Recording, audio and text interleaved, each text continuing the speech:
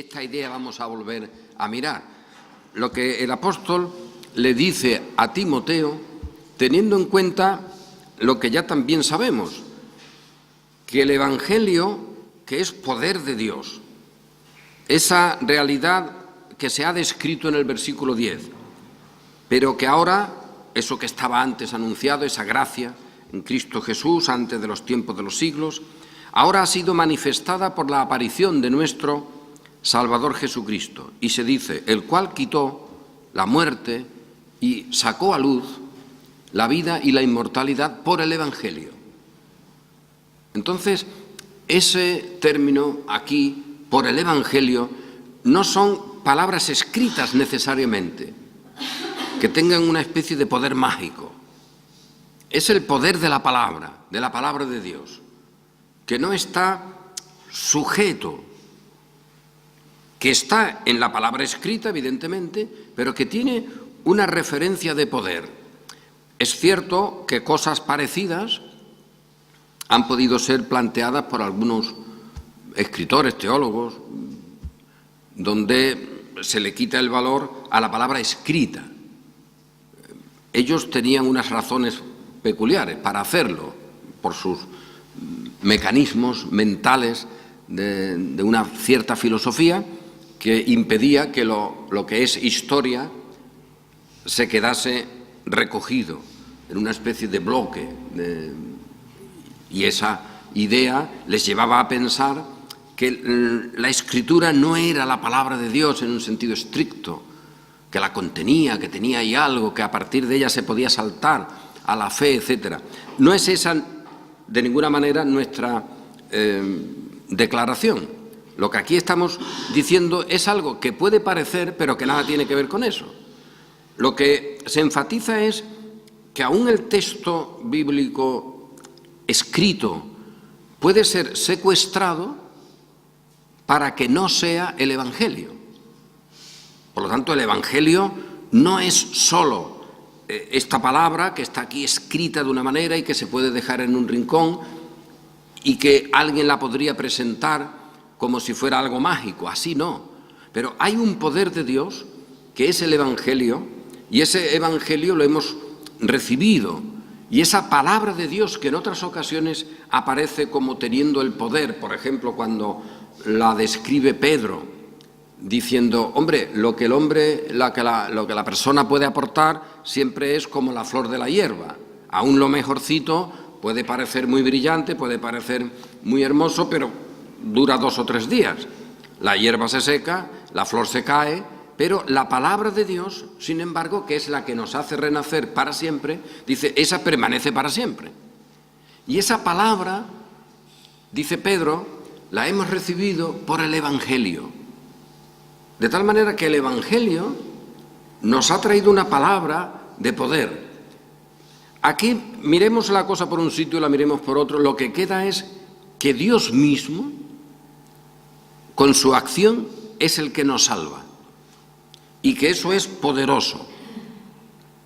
Y frente a eso, pues luego están los otros evangelios, los otros espíritus, que Pablo ya lo advierte. Si alguno trae otra doctrina, pues ese es otro evangelio.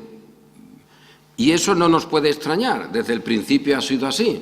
Ante lo que Dios dice, siempre hay un discurso paralelo que quiere rectificarlo o que quiere amoldarlo. Y así hasta nuestro tiempo. No hay problema en eso en el sentido de extrañarnos. No os extrañéis, dice Pablo y Pedro en muchas ocasiones, porque la realidad del creyente debe asumirla en ese contexto donde el Evangelio de la gracia, la obra de Dios, está siempre incluso entremezclada con lo que es el Evangelio o el mensaje de las obras humanas que usan a Dios y conservan a Dios, pero siempre como instrumento, siempre controlado, secuestrado, siempre en una especie de sagrario. Hay que meterlo en algún sitio y luego sacarlo, llevarlo, arreglarlo, etc. Y esto hace que se ubique en un lugar, esos lugares sagrados. Eso nada tiene que ver con el Evangelio que ha sido anunciado antes por los profetas, la ley también incluía esas promesas, la ley ceremonial, pero que ahora no hay ceremonias, que ahora ese evangelio no está vinculado a ningún espacio, no está vinculado a ningún elemento material que sea requisito para que el evangelio esté. Es universal y es de Dios. Y eso es lo que hemos de recordar, reflexionar, alegrarnos y asumir en un tiempo en el que, como cualquier otro tiempo, este evangelio choca, este evangelio es una ofensa para el mundo cristiano, para el mundo romano, de la Iglesia papal, pero también para las iglesias evangélicas en general, para el protestantismo. Este evangelio donde Dios te dice que Él salva porque quiere y que todo esto ha sido declarado y establecido desde la eternidad y que ahora el tiempo es donde esos propósitos se manifiestan, pero no se alteran.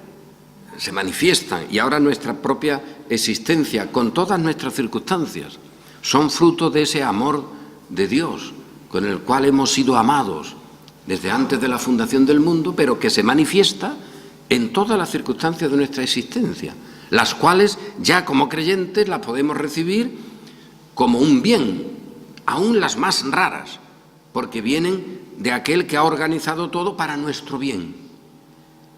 De ahí estas famosas palabras, ¿no?, del apóstol Pablo en la carta a los romanos: a los que a Dios aman, todas las cosas les ayudan a bien.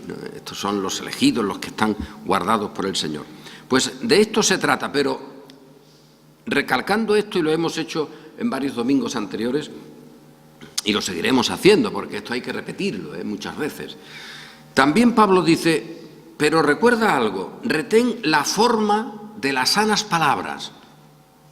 O sea que el evangelio es algo que no puede ser secuestrado en palabras, en formatos, en lugares, en espacios, pero al mismo tiempo tampoco es una especie de elemento disuelto que no tenga ninguna concreción, porque alguno podría pensar eso, decir, bueno, no hay nada concreto, todo es una especie de devenir, todo es un fluir. Hay filosofías que funcionan de esa manera y tú a lo máximo que puedes aspirar es a meterte un poco en esa idea de que todo está fluyendo, donde nada hay algo concreto, y ahí pues el espacio te va metiendo y tú te metes ahí sin complicaciones y te dejas llevar. No. O algunos que hablan del misticismo, del espíritu que te arroba y que te lleva a las nubes y que nadie te puede decir nada porque, bueno, tú tienes al espíritu, a ver quién te dice algo. No, hay una forma. Y ya lo he señalado, esto quiere decir por parte del apóstol que hay una especie de esquema. No hay un formato, no hay una fórmula, pero sí hay un esquema, un modelo del cual tú no te puedes salir. Yo no puedo salirme de ese modelo en el cual Pablo ha dicho que nos salvó y llamó con llamamiento santo. Yo podré decir esto de una manera o de otra, pero eso no lo puedo eliminar. ¿Y qué ha pasado con el evangelio en general? Que se han eliminado esas formas, esas líneas maestras, y luego se han fabricado otras con la propia palabra, porque la palabra se usa, y se usa, bueno, incluso hasta para decir que el Papa es el Papa de Roma, se usa algún texto del Evangelio. Es decir, que el texto material, el texto de escritura en un papel, eso por sí solo se puede usar para intentar, siempre intentar, nunca conseguir, pero intentar deshacer el esquema, deshacer el dibujo, deshacer la forma de las sanas palabras. Porque esto creo que debería de recalcarse, cuando Pablo habla en otro lugar también de la sana doctrina. Pues claro, hay doctrina, es decir, formulación, elemento sistemático más o menos, pero hay una que es sana y otra no. Hay mucha gente que frente a la sana doctrina no tienen nada y piensan que no hay nada, que una iglesia tenga confesiones o tenga algo que le produzca valor a esas fórmulas, con eso ya ha ganado la partida.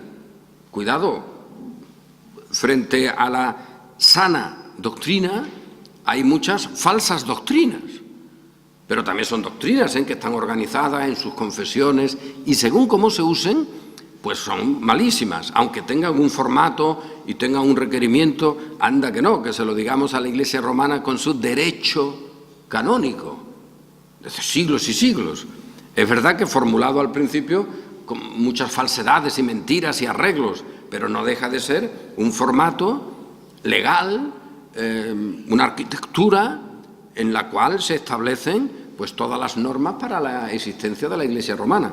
¿Y eso qué? ¿Es doctrina? ¿Está bien arreglada y por eso es sana? De ninguna manera. Eso nos debe de prevenir contra aceptar cualquier elemento social que enfatice esas estructuras como si fuera bueno. Depende de la estructura. Y Pablo habla de la sana estructura o doctrina. Y aquí de las sanas palabras. Retén la forma de las sanas palabras. Por lo tanto, es algo que puede ser tenido y que uno tiene la responsabilidad de no cambiarle los elementos que la caracterizan. Y esa es la misión de Timoteo, es la misión de otro, porque luego le dirá, mira lo que de mí oíste, encarga también a otros, etcétera, y así hasta nuestros días. Y nosotros todos hemos recibido ese depósito del Evangelio, de la palabra, que no es recibir la Biblia, porque la Biblia está en muchos sitios. No es solo recibir la Biblia en el sentido material. Y esta es la diferencia que quiero recalcar una y otra vez. No porque la Biblia no sea la palabra de Dios, sino que la haya que conseguir dentro de ella por un proceso mental. No, eso es otra cosa, eso es una filosofía peculiar. Sino porque el depósito que hemos recibido es una realidad que tiene la palabra, pero que uno, por tener la Biblia, no tiene ese depósito. De ninguna manera. Porque si no tendríamos que decir, hombre, ese depósito, el primero que lo ha cogido es el diablo, porque el diablo conoce perfectamente la Biblia. Es el gran teólogo de las Sagradas Escrituras. Las cuenta y las sabe y las aplica como a su gusto, como lo hizo con nuestro Señor en esa recordada situación de las tentaciones del desierto, usando la Biblia. ¿Y con qué se justificaba la persecución aquí mismo en Sevilla de nuestros hermanos? Y aquí no hay que decir hermanas por protocolo, sino que había muchas hermanas, realmente, que había mitad hombres, mitad mujeres. ¿Por qué se les perseguía? Pues con textos bíblicos. Incluso se cantaba un salmo pidiéndole al Señor que se levantara. Levántate, Señor, protégenos de esta gente, etcétera, con la Escritura. Y así hasta el día de hoy, nadie lo debe dudar. Por lo tanto, hay una palabra formateada, una doctrina, que esa, si no se tiene en cuenta la verdad del Evangelio, siempre será diabólica. Ya podemos decirlo de antemano. Como te plantees vivir de eso, mal asunto. Pero luego está la forma de las sanas palabras, que tiene el buen dibujo, el esquema, y eso es lo que nosotros hemos de retener. Lo hemos recibido, en la providencia del Señor lo hemos recibido, y ese es el Evangelio de salvación que tenemos que anunciar. Enfaticé antes, en la lectura del libro de los Hechos, varios textos donde se dice que Pablo se dedicaba a anunciar, a predicar ese Evangelio, allí donde se encontraba, en Corinto, y por las zonas donde él iba. Bueno, pues esa forma de las sanas palabras, que de mí oíste en fe y amor. Aquí tenemos los ingredientes de lo que sería, empezando por lo más sencillo, la enseñanza en nuestra casa, con nuestros hijos y nuestros nietos. La forma de esas sanas palabras. Luego están las historias de la Biblia que deben conocer. Pues yo no sé ahora mismo los chiquillos que están arriba, lo mismo están leyendo alguna historia y están aprendiendo alguna historia de las que aparecen en las Sagradas Escrituras, tanto en el Antiguo como en el Nuevo Testamento. Pero ese esquema, esa verdad del Evangelio es la que tiene que darse por esto que hemos recibido en fe y amor, que es en Cristo Jesús. Este texto es el texto de toda confesión cristiana. Confesión me refiero a todo documento cristiano. Y con este texto, la verdad que nos ponemos a mirar muchas cosas en la historia y terminamos pisando el freno para no seguir. Y esta es la cuestión que hoy quería mentar con vosotros en algunas facetas. El texto que antes leí del libro de los Hechos nos pone delante de una cuestión que parece que tiene que ver con esto. Fijaos que incluso se usan términos semejantes. Se trata de cómo aquellos judíos no querían nada con Pablo, lo persiguen, lo fastidian. Pablo dice, bueno, pues allá vosotros, yo he venido a vosotros, los primeros, no me queréis, sacudo mi vestidura y ala, me voy a los gentiles. Vosotros habéis quedado con vuestra religiosidad, vuestros ritos, pues que os aproveche. Estáis en la condenación y yo soy limpio en cuanto a responsabilidad de vuestra situación porque ya os he avisado. O sea que Pablo está usando ahí los términos clásicos de los profetas. Tú ve y dile a la ciudad tal cosa, que se previene, vale, que no se previene, tú has quedado limpio de la sangre de la ciudad como buen atalaya, como buen avisador. Pues Pablo dice esto, pero también es verdad que creyeron algunos de la sinagoga. Aquel Crispo, principal de la sinagoga, creyó en el Señor con toda su casa. Y muchos de los corintios, oyendo, creían y eran bautizados. Todo esto está reconocido. Y se detuvo allí 1 año y 6 meses. Es el tiempo en el que prácticamente el apóstol se ha llevado más días y más meses en un sitio. La verdad que 1 año y 6 meses del apóstol Pablo es mucho. Pues esto pasó en Corinto, que luego alguno puede decir, todo esto es de gracia y por el poder de Dios, porque ni siquiera un apóstol como el apóstol Pablo en 1 año y medio produjo una iglesia que fuera modélica, porque eso no lo puede producir nadie, porque el corazón humano anda siempre por ahí suelto. Y fijaos cómo estaba la iglesia de Corinto, de conflictos, de rencillas, de cosas impropias entre creyentes, y allí había estado el apóstol Pablo 1 año y 6 meses. O sea que si alguien dice, oh, si hoy tenemos problemas, pero si el apóstol Pablo estuviera aquí con nosotros, solucionado, ¿qué va? Dios nos va conservando hasta el final a través de muchas dificultades, con el apóstol Pablo o sin el apóstol Pablo, porque eso son cosas relativas.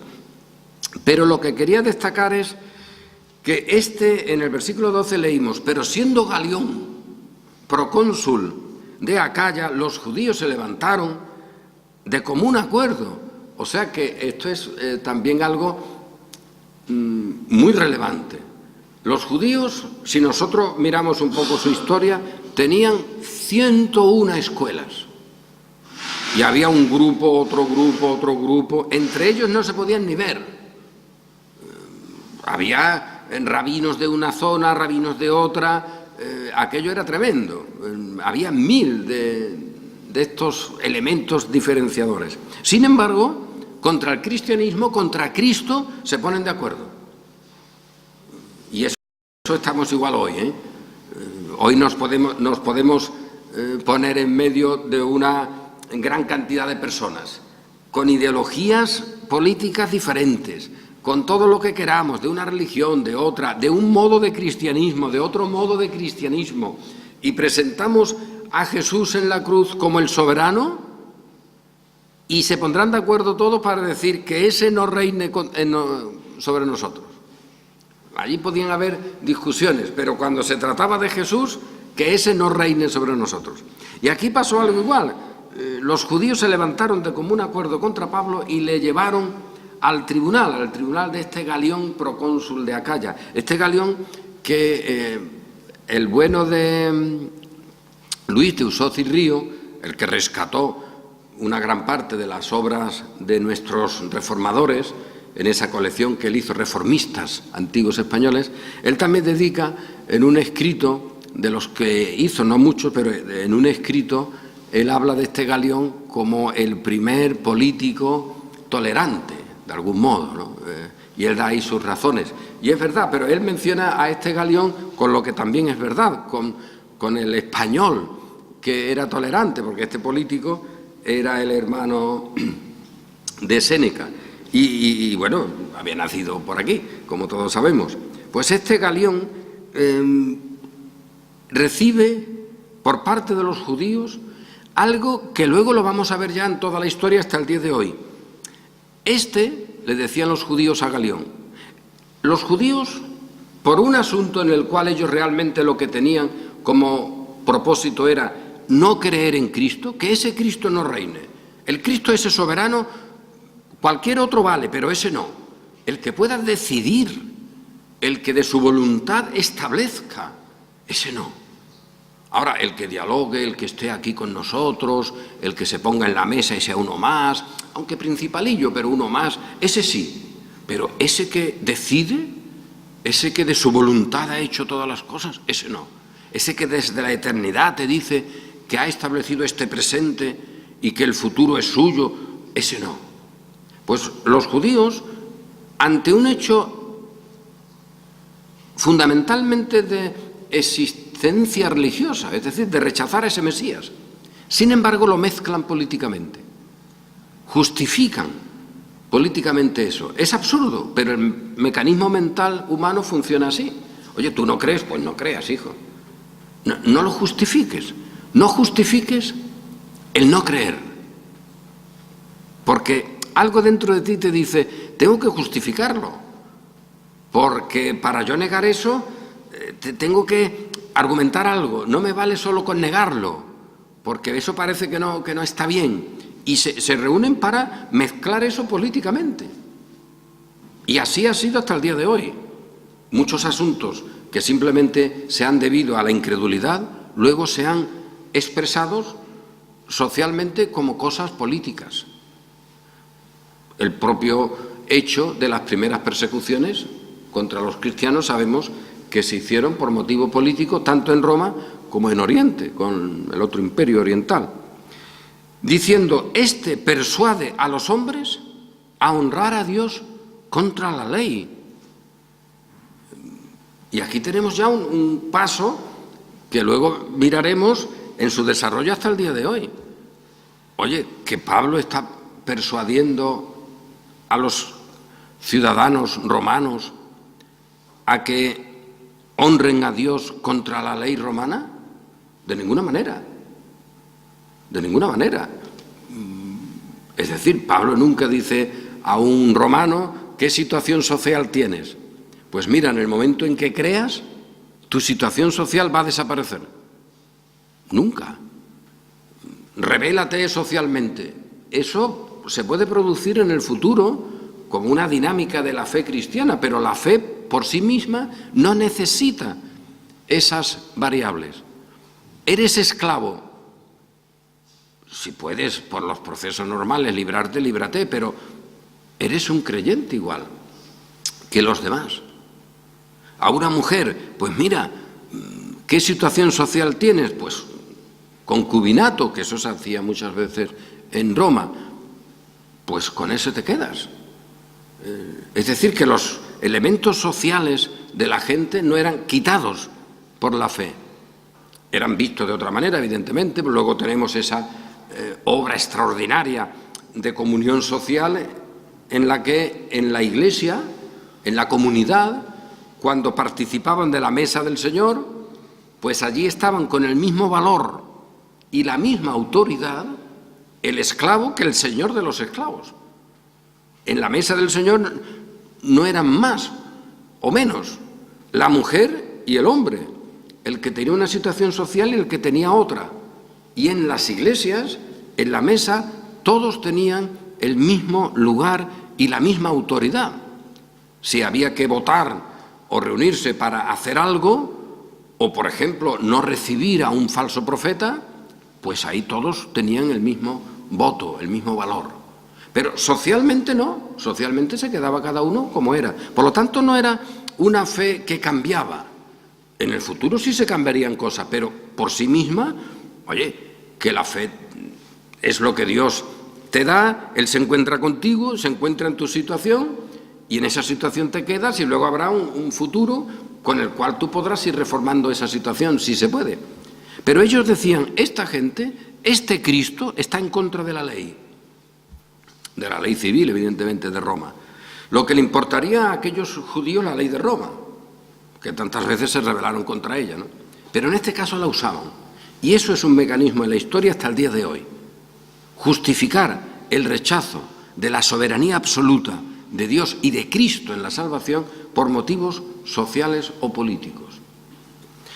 Y este bueno de Galión, pues tenemos que hace una cosa muy valiosa.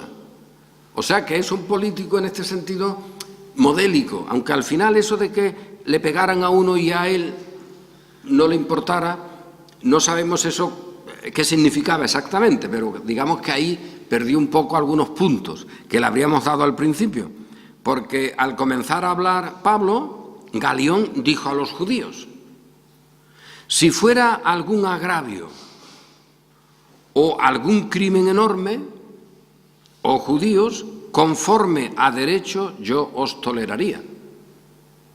O sea que este es un político, un gobernante que dice, oye, si me traes un delito, pues yo tomo parte. Pero si tú me traes lo que ese crea, eso no ha producido nada, no es un delito. Es lo que diríamos hoy. Oye, pensar lo que quieras no es un delito. Si ese pensamiento te lleva a hacer algo, puede que sea delito lo que hagas, pero el pensamiento no puede ser controlado por una ley. Eso es fundamental para el buen orden social. Y este Galión, el hombre, pues aplica ese principio de un buen gobernante. Mira, si me traes algo que tenga que ver con el quebrantamiento de la ley, ha matado a alguien, ha roto algo, ha robado, pues yo le doy, pero porque piense. Y es más, y le dice este Galión a los judíos, lo que Pablo está haciendo tiene que ver con el pensamiento, porque no me traes nada en concreto, con lo cual ese Jesús al que predica le diga a la sociedad que cambie. Establece el amor, establece el cuidado de los pobres, establece el cuidado de los enfermos. Oye, hasta aquí este buen Galión podía decir, pues no tengo nada en contra de ellos. Por lo tanto, si es un delito, yo lo juzgo. Pero si son cuestiones de palabras y de nombres y de vuestra ley, lo que está diciendo es, si son cosas de vuestro formato religioso, de vuestras confesiones religiosas, de vuestras maneras puestas en un orden absoluto, en un dogma, yo contra eso no quiero ser juez. Y habla, por lo tanto, como un buen político. Oye, que tú tienes en tu iglesia un formato para creer cosas. ¿Eso impide que la gente circule por la calle? No. ¿Eso impide que esa gente trabaje? No. ¿Eso impide que esa gente sean ciudadanos? No. Pues ten tu confesión de fe como quieras. A mí no me metas, porque yo no tengo que decidir eso. Y es un modelo de político. Y era cordobés. Mira por dónde.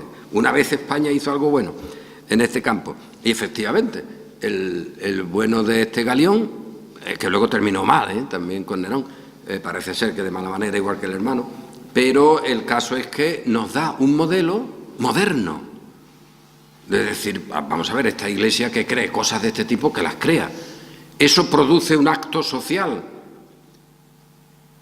que es condenable. Entonces yo actúo, pero como una acción civil, no como algo que tiene que ver con la conciencia. Y todo eso parece muy bueno. Desde la perspectiva política, este hombre funcionó bien. Ya digo que luego eso de que le pegaran a uno y a él no le viniera a cuentas no sabemos ni siquiera muy bien qué quiere decir, ¿eh? También hay que poner eso en favor de ese Galión. Esa frase última, pues sencillamente no sabemos muy bien qué significa. Que se despreocupó de que a un ciudadano otros le pegaran, eso parece que no. Aunque la lectura se ve de esa manera, pero no iría por ahí. No entramos en esa discusión porque sería otro tema. Pero el dato es, oye, si este Galión explicó eso también, luego a lo largo de la historia el problema es que muchos políticos, como él, digamos en esa esfera, y desde el ámbito religioso, funcionaron como los judíos.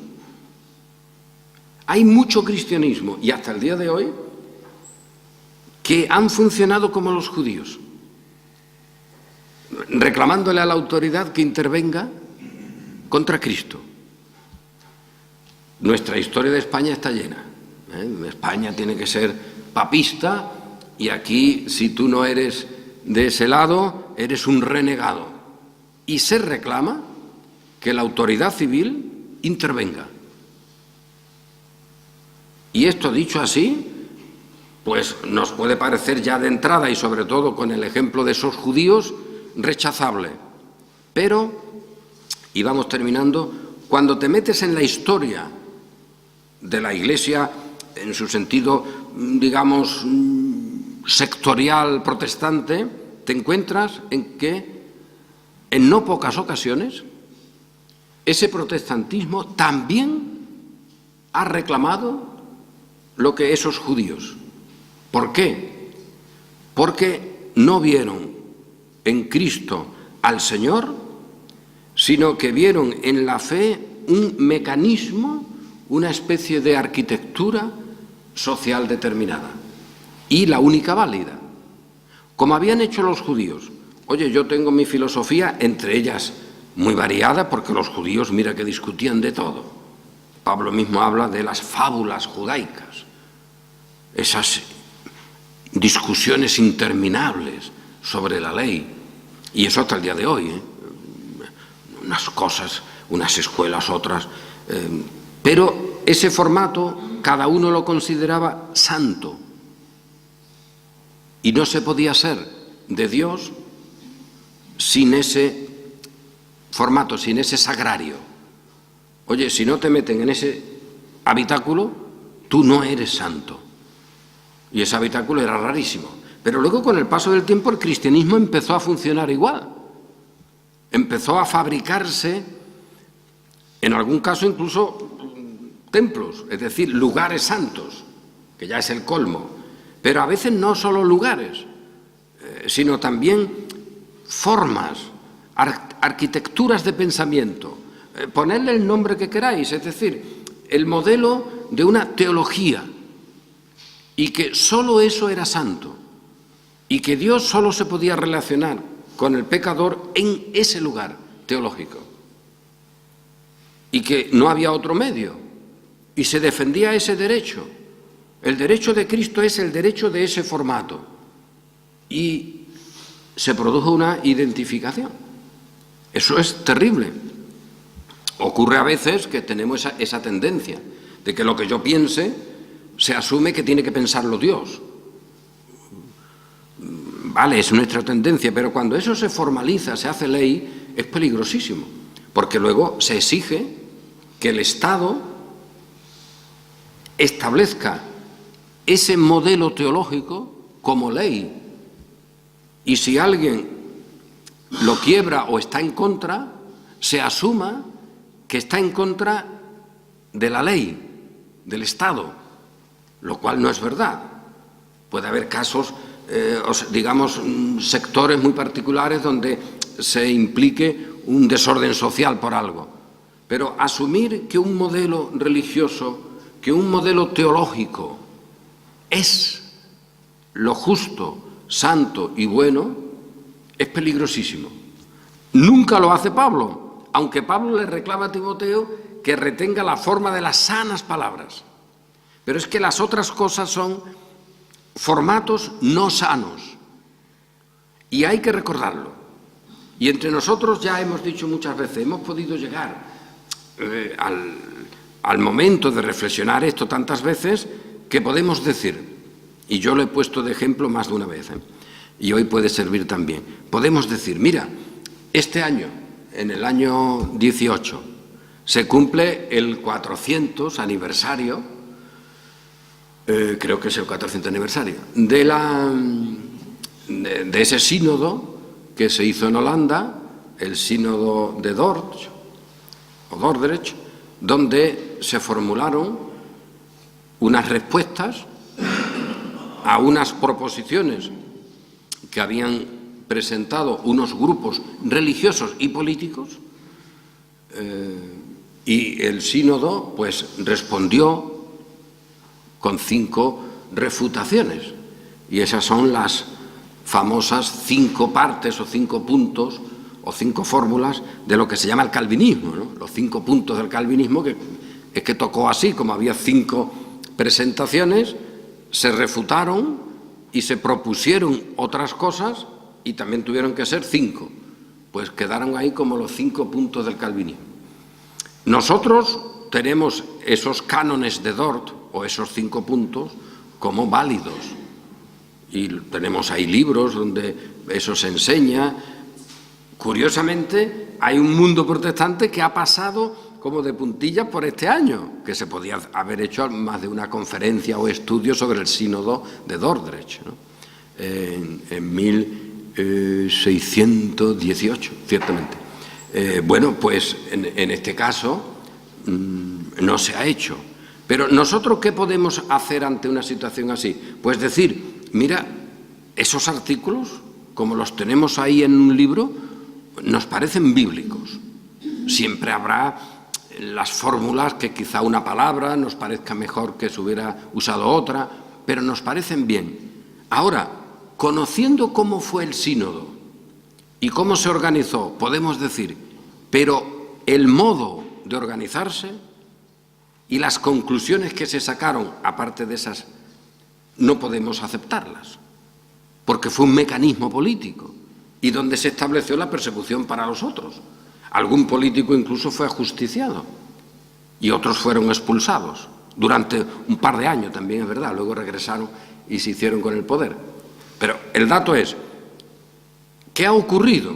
Pues ha ocurrido algo terrible, y es que se ha unido tanto en un buen contexto, como era Holanda, con una historia excelente, porque, oye, la revolución y la acción en Holanda dio episodios extraordinarios de fe, de constancia, en muchos ámbitos de la sociedad. Bueno, pues eso al poco se había maleado de tal manera que se había producido lo que los judíos pretendían, que si alguien decía algo distinto, que el juez tenía que condenarlos, hicieran o no hicieran nada. Hombre, porque si tú quiebras y quemas una iglesia, pues, hombre, te podrán decir que has quemado una iglesia, pero si tú simplemente declaras algo doctrinal, pues tú no puedes reclamarle al Estado que venga a pegarte un palo. Pues esos judíos que se presentan delante de Galión tienen unos herederos que no lo podríamos imaginar. En un contexto reformado extraordinario de historia, pero verdaderamente pervertido en ese momento, y que produce, sin embargo, un efecto muy bueno, que son los 5 puntos. Pero el contexto, el desarrollo, cómo se formula y por qué se formula, tenemos que decir con el Evangelio de la Gracia, ni agua. Y no pasa nada. Entonces podemos rechazar, fijaos, el sínodo, cómo se hace, cómo se formula, cómo se desarrolla, y sin embargo decir, y los 5 puntos me los quedo, son bastante buenos, y los voy a usar, y los tendré en cuenta para hablar sobre la perseverancia de los santos, para hablar de la elección, etcétera. Pues yo eso lo voy a tener. Y se puede hacer. Uno no puede pensar, no, si yo me quedo con una parte, me tengo que quedar con el todo. No, porque la vida es relativa. ¿Y qué pasó en ese procedimiento que ya hemos indicado en otra ocasión? Pues que el argumento fundamental, terrible, era que aquellos que estaban en la oposición, tanto por un lado o por otro, no estaban de acuerdo, ese era el argumento ante la autoridad civil, no estaban de acuerdo, no funcionaban según la confesión belga o la confesión de los Países Bajos. Curioso, ¿eh? O sea, el argumento de los dos bandos, por lo tanto, ninguno válido, era que la gente que estaba creyendo una cosa, predicando, y había una división entre iglesias sobre una materia determinada, pues no estaban cumpliendo la confesión de los Países Bajos. Y ahora uno dice, pero bueno, ¿esa confesión qué era? ¿Una parte del derecho político? ¿Un pilar de la jurisprudencia civil? Pues sí, se había convertido en eso. Y ante una situación así, ¿qué tenemos que decir como creyentes libres, protestantes, con toda nuestra historia? Pues que no estamos de acuerdo, que ahí se ha roto algo, que ahí hay una situación en la que algo se ha estropeado por el camino, que esa no fue la idea de Lutero ni la idea de los primeros que estuvieron por ahí moviendo estas cuestiones. Desde luego no es la idea nunca de Pablo. Esa es la idea de los judíos que llevan a Pablo ante el tribunal de Galión. Y ahí tenemos que el bueno de Galión es el que actúa bastante bien, no los judíos. Y en este caso, pues en Holanda se había establecido que si alguien enseñaba en contra de la confesión holandesa, que ya se había aceptado, pues el Estado tenía que rechazarlos, incluso castigarlos. Y en algún caso, como pasó, porque como esto se mezclaba con cosas políticas, ajusticiaron a algunos y echaron a los otros. Eso no lo podemos tolerar. Es decir, eso no es bíblico. Mire usted, eso no tiene nada que ver con la fe, que lo ha hecho un país protestante, que ha luchado, que tiene muchos ejemplos y que ha sacado un documento muy bueno en esa parte. Sí, pero en las otras partes que el sínodo estableció, nada. Y además un sínodo establecido por el Estado, pagado por el Estado, para que el Estado supiera, al final sus jueces, cuál de las dos partes tenía razón. Que no lo tenga ninguna, si a usted no le importa. El bueno de Galión ahí habría dicho, vamos a ver, ¿eso qué es? ¿De vuestras confesiones? ¿De que uno dice blanco y otro dice medio blanco? Discutidlo vosotros. Cuando alguien le haya roto la cabeza a uno, traédmelo y yo buscaré al culpable y le daré un garrotazo. Y lo meteré en la cárcel, haré lo que yo crea o lo que la justicia establezca. Pero si son cosas de vuestras palabras, de vuestras modalidades teológicas, allá vosotros. Y eso, desgraciadamente, no se cumplió en la historia por parte y parte. He puesto el ejemplo del sínodo de Dort porque también se vea que en el mundo protestante ocurrieron cosas de esas. En el mundo católico romano, desde el principio, eso es una barbaridad, eso es un caos y hay que tenerlo muy en cuenta. El cristianismo se estropea cuando alguien pretende que su forma teológica es la sana doctrina, por muy buena que sea, y que Dios tiene que estar ahí metido como si fuera un sagrario, como tienen en las iglesias, un lugar donde está la hostia ahí dentro, ¿no? Y Cristo está allí y no puede salir de allí, porque si sale se profana, todo lo que está fuera de ahí es profano, no es santo. Pues mire usted, no. Nosotros tenemos otra realidad con la palabra recibida, que tenemos en cuenta las sanas palabras, que defendemos la verdad, evidentemente, pero que no secuestramos esa verdad en fórmulas teológicas que siempre son temporales y normalmente con intereses que al menos sean, en la mayoría de los casos, mezcladillos. Pongo el último ejemplo. ¿Será importante la Trinidad en el campo de la Iglesia cristiana? Claro que sí. Ese modelo de fórmulas de la Trinidad se empezaron a hacer en la historia, pues ya sabemos, unos pasos concretos, pero empiezan en el Concilio de Nicea, donde se formulan cosas sobre Cristo, sobre Dios, etcétera, vale, y son válidas, nadie la discute la validez de esas cosas, ¿eh? Pero cuidado, cuidado porque ahí había otros intereses, además de, y es lo que podríamos decir, hombre, no tiene comparación, ¿eh?, con el sínodo de Dort, que te salen 5 fórmulas, bueno, que las tienes ahí, son válidas y son usables si tú las usas, y para ti o para enseñar, todo muy bien, pero luego había otras cosas. Pues en el Concilio de Nicea, de momento lo preside un emperador que es cualquier cosa menos un fiel siervo de Dios, para sus motivos políticos, porque él necesita que ahora el Estado de Roma, su religión, que está a punto de ser la cristiana, pues tenga unas formulaciones en las que él tenga o siga teniendo la primacía. Y entonces hay que arreglar el asunto de una manera o de otra, ¿eh? Y de ahí salen proposiciones válidas hasta hoy sobre la Trinidad. Vale, pero no nos quedemos con esas fórmulas como si fueran sagradas, porque no lo son, sencillamente. Y eso no es malo ni bueno, es sencillamente tomar las cosas en su debido sitio, ¿eh? Y ver que ese Concilio de Nicea tenía un interés político absoluto, y que allí ya estaban los judíos que habían presentado a Pablo delante de Galión triunfantes, pero como cristianos, porque presentaban un modelo, una fórmula de palabras no sanas, pero necesarias ya para que el imperio se sostuviera y transformar en poco tiempo como ley del Estado. Estamos perdidos, es decir, este evangelio poderoso desde la eternidad, este Cristo manifestado ahora por el evangelio, ¿tiene que ver con eso? Evidentemente no. Por mucho que alguno pintara allí un Cristo soberano, no. Y a partir de ahí hay una ruina hasta el día de hoy.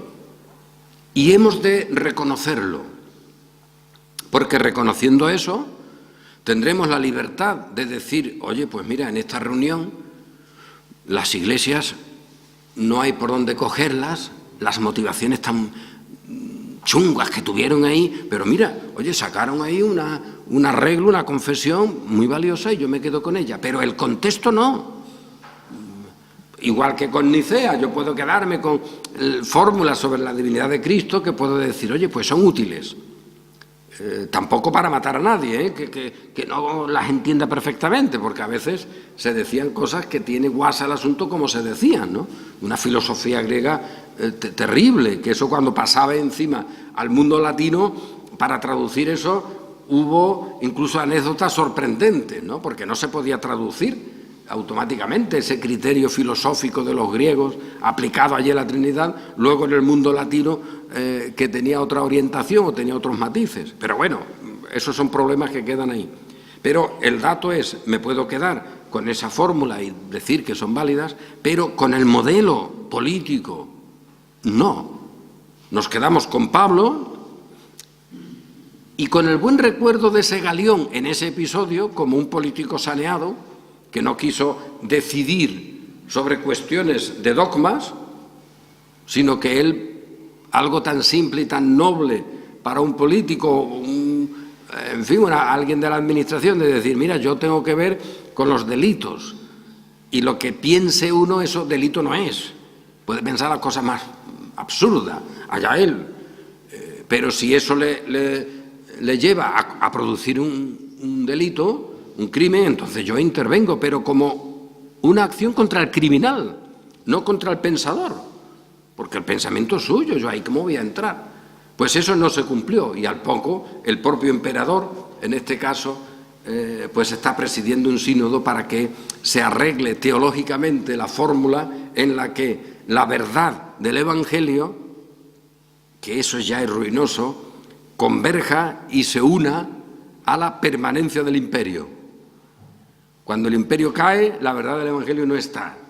Y eso es lo que, para nuestra desgracia, nos ha tocado vivir, porque España, antes y también ahora que despiertan esas ideas, se está presentando como el modelo de la verdad, el modelo del cristianismo, y que para que España se mantenga fiel y gloriosa y que uno pueda decir ¡viva España!, hay políticos que están diciendo pues hay que conservarla como en el siglo XVI, contra el protestantismo, que hay que ser brutos, ¿no? Pero eso se está vendiendo, porque esa idea siempre ha existido. Oye, España y la verdad del catolicismo tienen que ir unidas. Si cae una, cae la otra. Entonces estos protestantes que luchan contra el catolicismo romano tienen que ser enemigos de España por definición. Y esto, que es una brutalidad histórica, hoy día se empieza de nuevo a revivir, asombrosamente, pero ese es nuestro tiempo. Y en medio de todo ese tiempo nuestro, como creyentes, nos encontramos con la vorágine, el desastre de la historia, el desastre de nuestra historia, de nuestra existencia, pero al mismo tiempo la verdad que permanece para siempre, la palabra del Señor. Y esta palabra la hemos recibido por el Evangelio. Y esta es nuestra seguridad, esta es la realidad de que la muerte ya no nos domina y que somos hijos de la luz y de la vida y que tenemos hoy como creyentes y en este momento como hijos de Dios nuestra celebración y nuestro culto aquí, porque estamos aquí, pero lo tenemos y siempre lo seguiremos teniendo en el cielo. Nuestro culto, desde que el Señor nos ha rescatado, es siempre celestial, porque ya estamos en esa iglesia, que corporalmente tiene aquí un paso, pero que formamos parte de la misma. Nuestro culto es celestial, en el Espíritu. Y esas cosas de la obra de Cristo, de la cruz, de la eternidad, la vamos a reducir, la vamos a secuestrar en unas fórmulas teológicas. Vamos a hacer de esas fórmulas un sagrario, démosle el valor que tienen las cosas, hágase todo decentemente y con orden, pero no caigamos en la trampa de darle un valor sagrado a lo que no es más que un instrumento temporal y circunstancial y con intereses muy contrapuestos de los creyentes en algunos lugares de la historia. Y esta es nuestra satisfacción, que el Señor, ya desde antes de los tiempos de los siglos, nos tomó. Y ahora, en este tiempo y en este siglo, está con nosotros y se encuentra con nosotros y nosotros con Él y nos lleva hasta el fin. Y esa es nuestra gloria y nuestra victoria. Amén.